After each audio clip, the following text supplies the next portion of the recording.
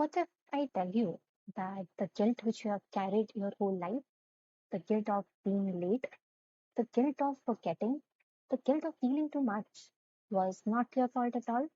It was ADHD the entire time. If you have ever felt that you are a very bad person at heart, maybe because of few situations, then this video is going to change the way you see yourself forever. That's my promise to you. Hi everyone. So I have been recently diagnosed with inattentive adult ADHD. So I know a bit how it feels like to survive with undiagnosed ADHD for 26 years. So this video is going to be a warm hug to that little me who was misunderstood many a times, who questioned herself at every step. And this video is also going to be a warm hug to every other person carrying that invisible weight of ADHD. So, the very first thing I want you to know is it was not your fault. It was not in your hand as well.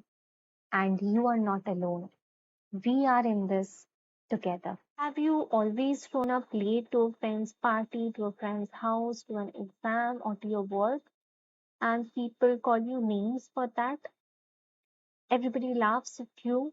Maybe you also laughed at yourself at that time, but deep down, you hated yourself so much for it. But here's the truth, it was not you. Chronic lateness is one of the hallmark symptoms of ADHD. Or maybe you have zoned out mid conversation, asking people to repeat over and over, and therefore they called you slow or dull. But in reality, ADHD makes focus slippery, and it's never about intelligence. What about chores? Maybe your mom asked you to do the dishes or fill the water bottles, but you simply cannot move yourself. The guilt eats you alive. You think, am I that selfish to not help my aging mother? No, it's ADHD, executive dysfunction at its finest. What about relationships? You are always chasing the difficult ones. Maybe because of the challenge, the dopamine hit. And once that challenge is over, you just lose interest. That doesn't mean you are cruel.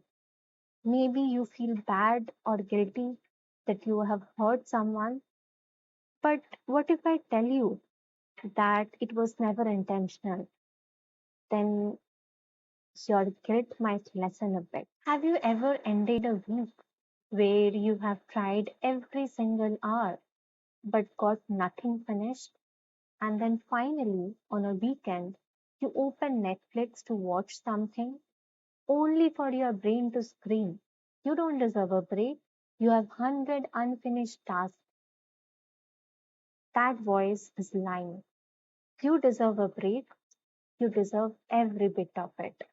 In fact, you have earned it just by surviving the week with an ADHD brain. And what about overthinking? Replaying each and every conversation word by word. Was I too much? Did they hate me? Or maybe why was their body language different? Why was their tone different? But let me tell you, there are only two possibilities.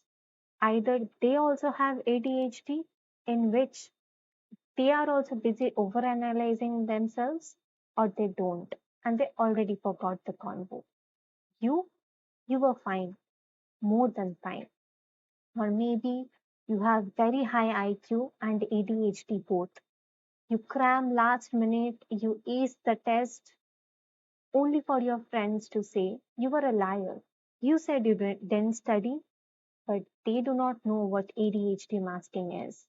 And then there you are left with two worlds, high potential, but a brain that won't cooperate. The messy room, the skipped showers, people mock you, call you dirty. But in reality, the dopamine fuel in your brain is just isn't enough for these tasks to be done. Or what about the missed phone calls, unanswered texts? Friends call you selfish or distant. What they don't understand is for ADHD brains, even a small reply can feel like climbing a mountain. You buy planners, journals, storybooks, and then abandon them after a week.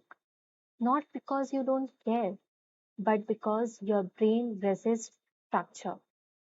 You walk into a room, then forget why you came 5 times a day. You misplace your phones, your keys, your wallet so many times a day, and people joke about it. But for you, it feels like a chaos deep inside. You interrupt people mid sentence because you are terrified that you will forget your thought if you wait. Not rudeness, it's ADHD. You hyper-focus on your hobbies for a few weeks, like gaming, gardening, driving, and then you suddenly stop. Not because you don't love it, but because the dopamine ran out. You feel emotions at full volume. Rejection, especially, feels like a punch in the chest. It's called rejection sensitivity dysphoria, and it's the part of ADHD too. Or maybe you argued because somebody criticized you and you couldn't take that negative criticism, and people call you egoistic for that. But it's not that. It's ADHD. It's how your nervous system reacts to criticism. Or maybe somebody criticized your choice and you took deeply to heart. You said things which you did not mean, you got angry. It's not that you are rude or careless. It's ADHD amplifying emotions and making it harder to stop before reacting. So hear me again. It was not your fault. It was not in your hand. You are not lazy. You are not unlovable. You are living with ADHD. And that itself takes courage every single day. I hope this made your day a bit better. Thank you.